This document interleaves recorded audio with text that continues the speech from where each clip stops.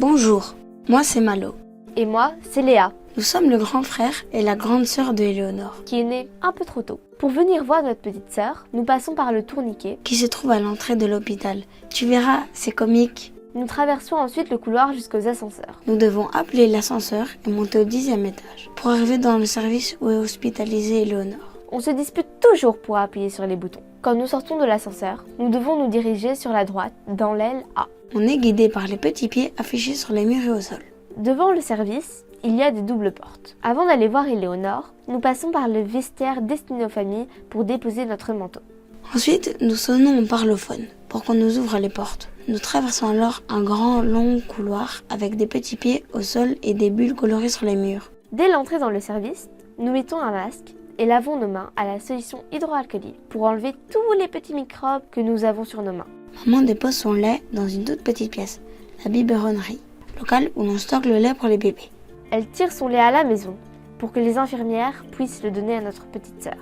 Avant d'enfin pouvoir voir notre petite sœur, nous devons nous relaver les mains, mais cette fois-ci avec de l'eau et du savon. On nous dit que c'est pour protéger notre sœur des microbes de dehors. Ensuite, nous nous approchons de la couveuse d'Éléonore. La couveuse, c'est un peu comme le ventre de maman, l'endroit où Éléonore dort, mange. L'infirmière qui s'occupe de Éléonore vient à notre rencontre. Elle nous donne des nouvelles d'Éléonore. Puis maman soulève un peu la couverture posée sur sa couveuse qui la protège de la lumière. Éléonore est petite et la lumière peut l'embêter. Elle dort paisiblement. L'infirmière place la couveuse à notre hauteur pour que nous puissions la voir. C'est drôle la couveuse qui monte et qui descend. Quand elle dort, nous ne la réveillons pas. On parle pas fort auprès d'elle. Les bébés prématurés sont très sensibles au bruit. On lui a même fait des dessins qu'on a accrochés sur l'étagère près de sa couveuse. Quand elle est née, on lui a aussi apporté un doudou qu'on a choisi nous-mêmes. Ce serait chouette que ce soit son doudou préféré. Nous avons pu participer à un atelier destiné aux frères et sœurs. Il a lieu 1 à 2 fois par mois. Cela nous permet d'avoir des explications sur les services. La prématurité, les soins, les besoins des bébés prématurés et sur l'environnement de notre petite sœur. Nous avons même reçu un badge super grand frère et super grande sœur. Trop cool! Il y a également une bibliothèque à notre disposition. Avec nos parents, on peut s'installer et lire une histoire à Éléonore. Cela nous fait du bien de passer un petit moment en famille.